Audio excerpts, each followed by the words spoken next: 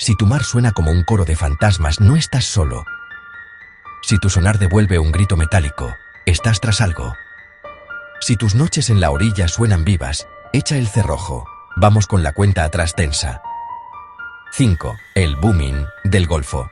Explosiones subacuáticas que sacuden los sensores. Origen desconocido.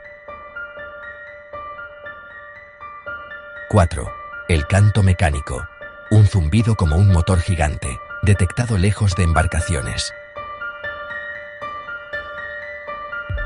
3. La sirena de hielo.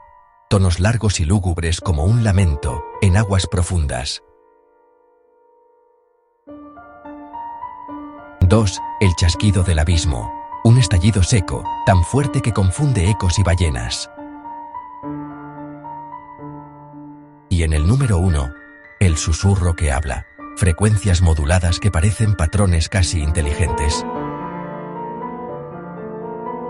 Científicos siguen investigando. Algunos proponen fenómenos naturales. Otros no descartan algo más extraño. ¿Cuál te inquieta más? Escribe abajo. No olvides el watermark, Topic Mind.